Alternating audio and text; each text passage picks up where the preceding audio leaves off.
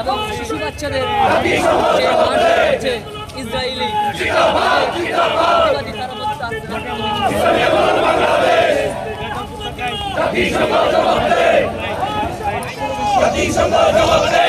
Israeli বর্বরতা হামলায় গণহত্যার মাধ্যমে ছোট ছোট ভাই বোনদেরকে শহীদ করেছে। ভারত সরকার মুসলমানদের উপরে এবং মুসলমানদের মসজিদে হামলা করে আহত নিহত মসজিদ ভেঙে দিয়েছে। সব কিছুর প্রতিবাদে ইসলামী আন্দোলন বাংলাদেশ ঢাকা মহানগর সমাবেশে বক্তব্য রাখছেন বাংলাদেশের নাই বাংলাদেশের সভাপতি হযরত মাওলানা ইমতিয়াজ আলম।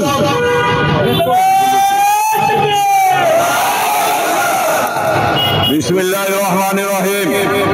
বন্ধুগণ, আপনারা জানেন আমাদের ফিলিস্তিনের যেই ভূমি, এই ভূমি ফিলিস্তিনের মুসলমানদের।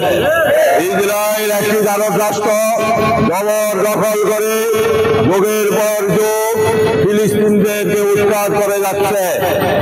আমাদের ফিলিস্তিন ভাইরা স্বাধীনতার জন্য মরণপণ সংগ্রাম করছে।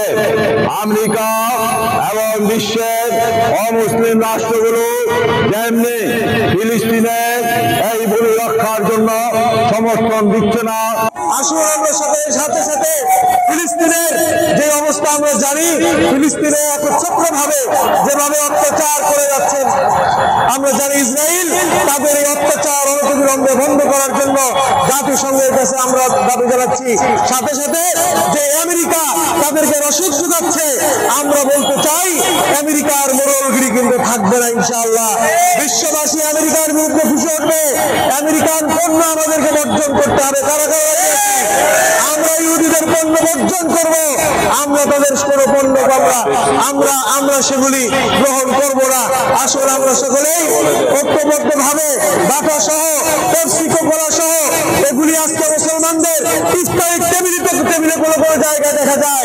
আমরা মনে করি যাদের টেবিলে এগুলি দেখা যায় তারা মুসলমানদের পক্ষে, ফিলিস্তিনের পক্ষে হতে পারে না। যদি ফিলিস্তিনের পক্ষে হই, অবশ্যই আমাদেরকে ইহুদি পণ্য বর্জন করতে হবে। আসলে আমরা সকলেই ঐক্যবদ্ধ ভাবে মুসলমানদের পক্ষে কাজ করি, ফিলিস্তিনের পক্ষে জনমত গড়ে তুলি, ঐক্যবদ্ধ ভাবে ইহুদিদেরকে তাদের এই কাজ থেকে নিবৃত্ত করি। আল্লাহ তাআলা আমাদেরকে ঐক্যবদ্ধ ভাবে কাজ করার তৌফিক দান করেন। আমিন।